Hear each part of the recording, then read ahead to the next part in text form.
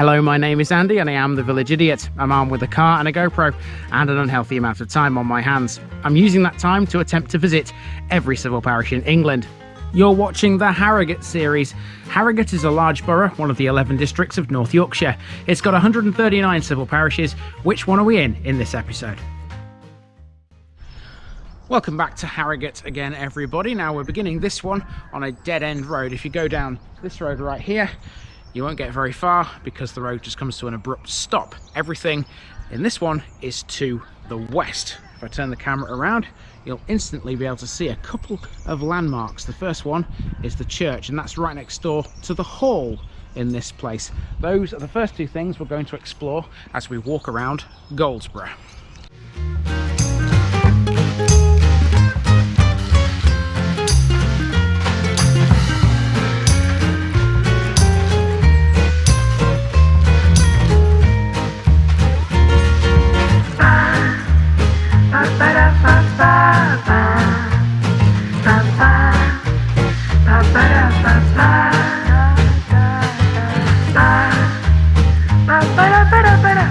Here's my disclaimer for people who may be watching me for the first time. I say things as I would in my native accent and dialect.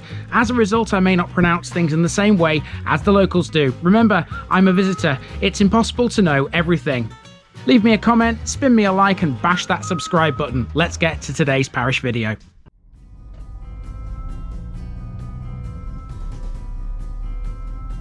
Goldsborough, Golda's fort. This week in Harrogate, we're in a place with a royal connection. Welcome to Goldsborough, an out-of-the-way kind of place situated 1 mile south of the A59, close to the River Nidd. Although small by the standards of the modern village, Goldsborough is widely known. That's because along its southern edge, there stands an enormous stately home, lived in during its time by several notable people. It remains a private family home today, but its rich history is more than enough to attract visitors like me. Part of the old West Riding of Yorkshire until 1974, Goldsborough literally means Golda's fort. It appeared in the Domesday Book as Goldburg or Goldeburgh and was in the possession of the Goldsburgh, Hutton and Byerley families at that time. The village would later become the seat of the short-lived Wytham Baronetcy during the 1680s. The hall has always been the centre of attention here, but Goldsborough can boast a bit more than that. Here there's a school, a pub, a cricket club and a fine church with an awesome interior. The village used to have a railway station as well near the A59. And Goldsborough is growing. Brand new housing estates are being constructed along its northern fringes. So let's walk and explore and see what Goldsborough, or Golda's fort, is all about.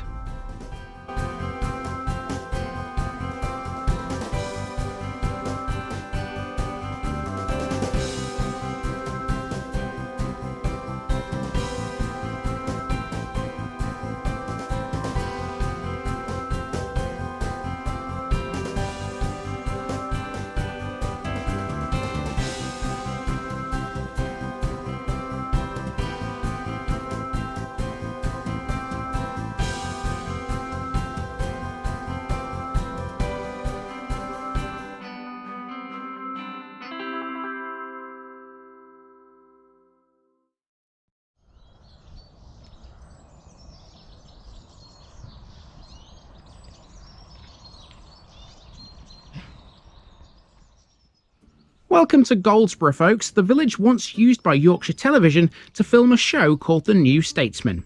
We begin on Church Street and our first major landmark is the Grade 1 listed church itself, dedicated to St Mary the Virgin. Medieval in origin, the oldest section of this building would be its Norman doorway, which dates back to the 12th century. Restoration work has been carried out here on two occasions. Firstly for the Byerley family in 1750 and secondly in 1859 by Sir George Gilbert Scott. Blimey, that man got around, didn't he? He was everywhere. On this particular morning, the church was open, so let's go in. I was awestruck by the inside of this one. This has to be one of the finest churches in the area when it comes to interiors. Within its cavernous nave, chancel, aisles and chambers, there are several memorials to past residents of Goldsborough Hall. These include Robert Byerley and Daniel Lascelles. Speaking of the Lascelles family, this church was the setting for the baptism of George Henry Hubert Lascelles, the first cousin of Queen Elizabeth II, which was attended by both King George V and Queen Mary. Well, I definitely describe this church as ornate.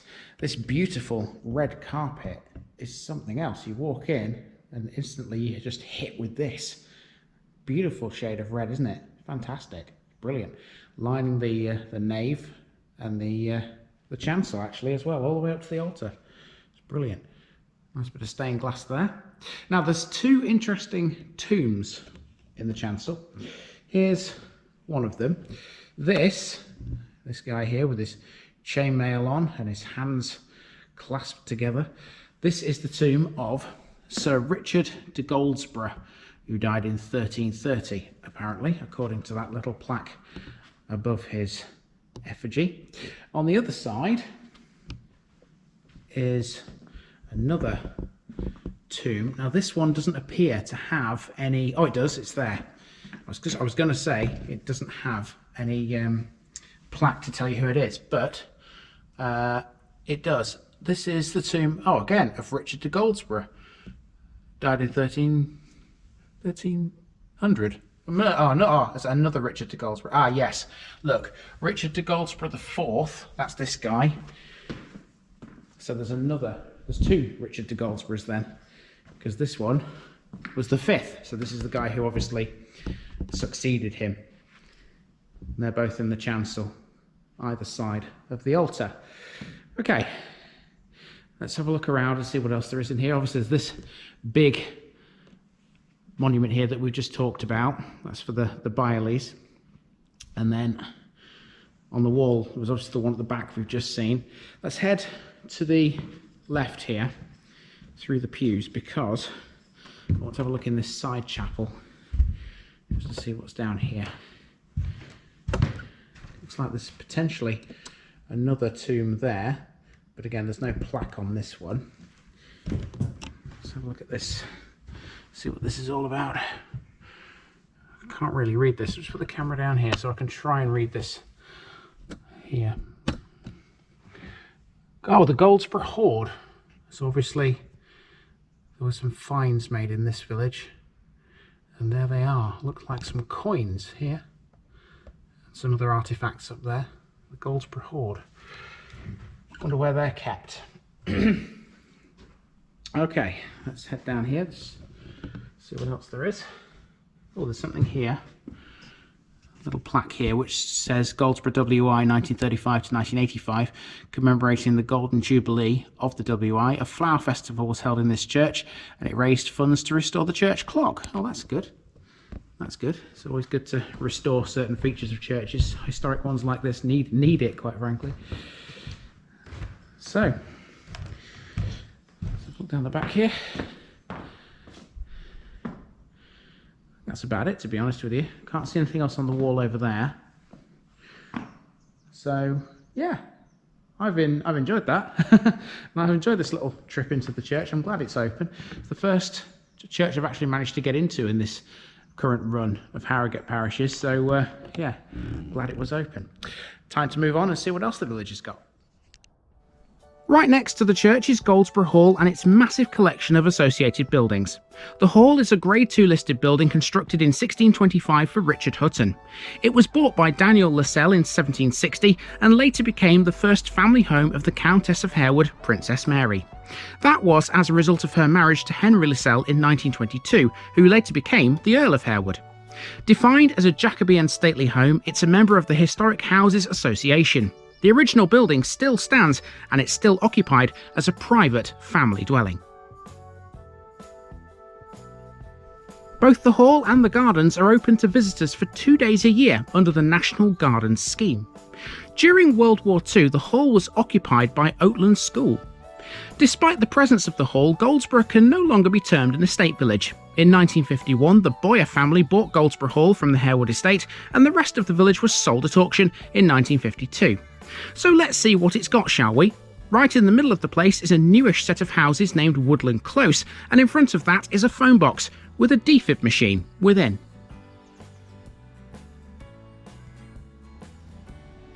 The village has one public house, the Bay Horse Inn.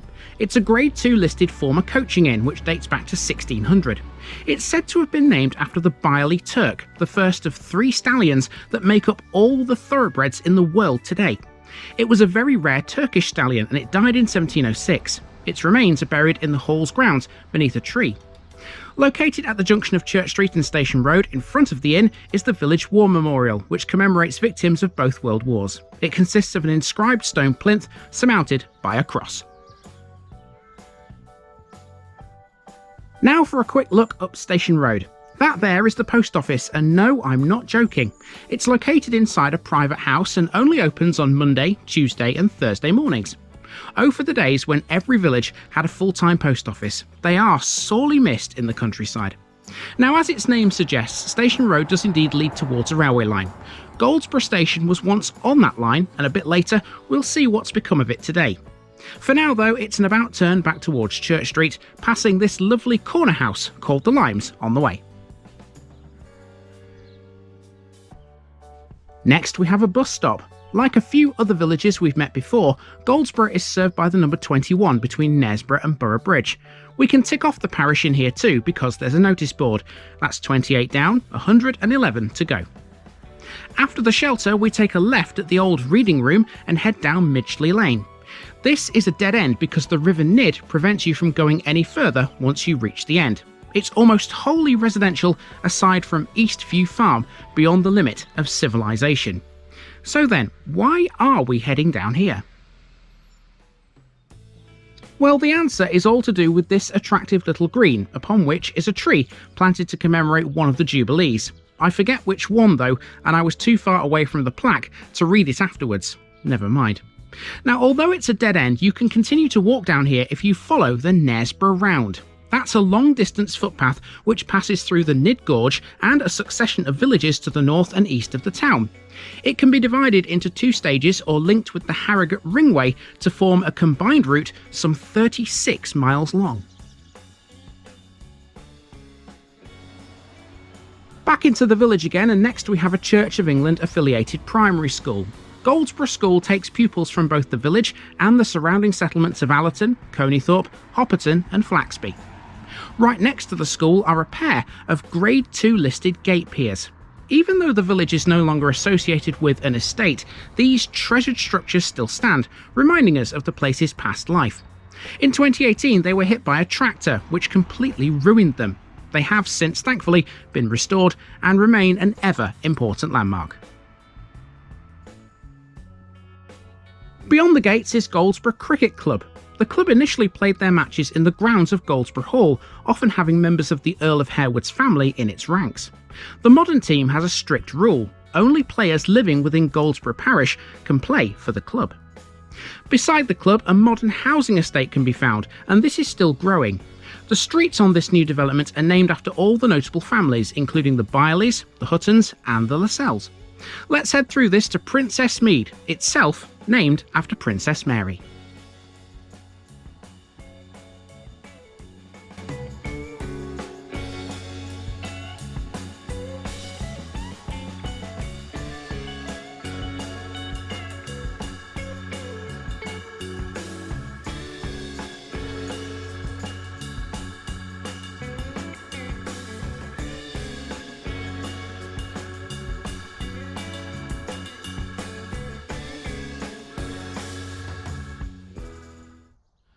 Okay, we're in familiar territory here, aren't we? Because we're back at the phone box and at Woodland Close, which we saw earlier in this route. We've gone all the way around Goldsborough village. It's not the biggest one in the world by any stretch of the imagination. However, we are not all the way around this parish just yet, because if we go up to the north of the village, we'll find an old railway station that used to serve Goldsborough.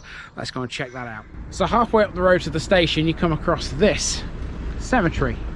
Very small cemetery, nowhere near the actual church. It's probably more like a churchyard extension actually. Still plenty of space in there. As you can see, all the graves are generally at the back. There's a few bits of green here for future interments. So there you go, thought I'd include this along the way. I'm not going to stay here too long because I think somebody wants to actually come into the cemetery here and I'm kind of blocking the entrance. So yeah, onward to the station. Goldsborough railway station was located close to the modern A59, which bypasses the village to the north. It was on the Harrogate to York railway line, just over half a mile away from the village centre. That means, theoretically, the station was closer to Flaxby, but its name was all to do with Goldsborough Hall, thanks to its owners who regularly used it. It seems money and power had a lot to answer for in those days. A second theory as to the name suggests that Goldsborough was used in order to avoid confusion with the station at Flaxton on the York to Scarborough line. Regardless, it served both places, opening in 1850 and eventually closing in 1965. However, trains were already stopping here 2 years before a regular passenger service was in operation. Ever since the line opened in 1848, they would stop to pick up both people and goods that were heading to market on market days. The platforms were staggered either side of a former level crossing on Flaxby Road. That road is now this little spur off the A59, now only used to access a local business called Flaxby Stone. The station had quite an extensive goods yard. Goldsborough Station has recently been bought by a development company who have plans to reopen it. If and when it does reopen, it'll be known as Flaxby Parkway. There's more on that coming in next week's episode. Lastly, we head towards Flaxby, and as we do, we pass another big landmark within Goldsborough's boundaries. This is a major warehouse that is owned and operated by Morrisons. This warehouse is the only one in the UK used by the supermarket chain to supply their stores across the nation with carrots and onions. It's a good thing then that it's so close to the A1. That's it for Goldsborough, but next week we'll be seeing this warehouse again as we take on its much smaller northern neighbour.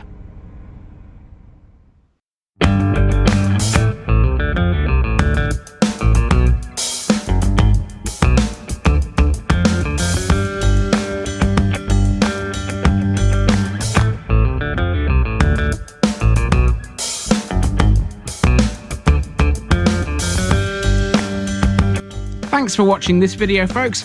Don't forget to like this episode if you haven't already. It really makes a difference with YouTube. If you're new here, subscribe to the channel for more videos like this, and give us a share too if you've got friends who'd like it.